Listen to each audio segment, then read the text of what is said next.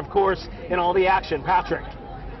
Gabby, Nigel, the food is cooking. The aromas are now filling the air, and I'm just going to go ahead and say it because I know it's going to be said.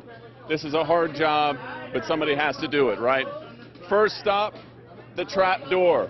We got the mussels from Brussels. This these are good mussels.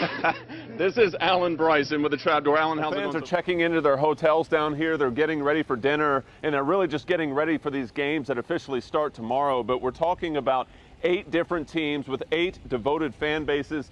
Just behind me, the Seton Hall Band, or some of them are there. They're downtown for the first time, and we even spoke to some fans whose team is not playing in Greenville today this weekend. They just wanted to be a part of the excitement. But one thing is for sure, Greenville will be a very colorful spot this weekend. I'm Patrick Hussion, along with my friend Nigel Robertson here. He's here for support while I get something off my chest here. I grew up in Atlanta. I'm a Georgia Tech fan, born and bred. The Yellow Jackets didn't have a good season this year. I recognize that, but, and I do want to say this, I've never cheered for the Clemson Tigers.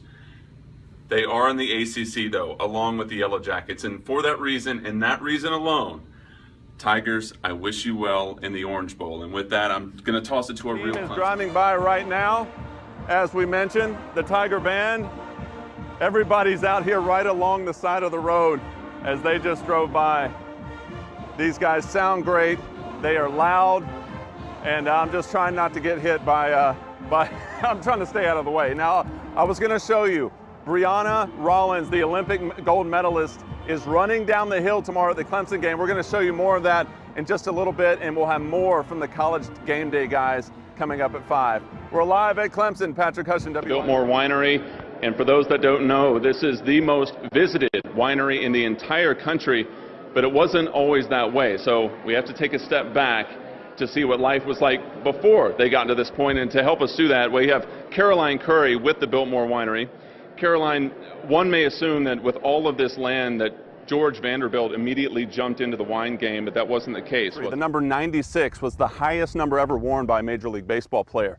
And if you're from this area, then you're familiar with a Major League Baseball player who got his start right here on this mound and who got permission from the league to pay homage to his hometown of 96. So why am I here on the side of I-85? Well, during the regular season, the I-85 rivalry is, of course, between the Carolina Panthers and the Atlanta Falcons. So we're here to answer the question, where do the Panthers fans stop on 85 and where do the Falcons fans begin? It may just be Anderson, South Carolina. They're very small, but if you start to pay attention, you'll notice these wheel weights on the majority of wheels on the road. Now, can you imagine that these may be responsible for contaminating your drinking water? Some young students are on top of this, and they're now pushing a bill at the state level. Said, hey guys, y'all want to play some ball? Before baseball at Lander, Arvey says he was lost. He'd always formed friendships through sports while in high school. But because of him, suddenly there was a baseball team and new friends. He took on the job as coach and the sometimes faceless role of playing catcher. And you just had to be the leader, and you had to be strong for everybody else, and that's okay. And you may not get the glory, and I'm okay with that. I had done something to make the game better and done something for other people, because I want my life to count, you know?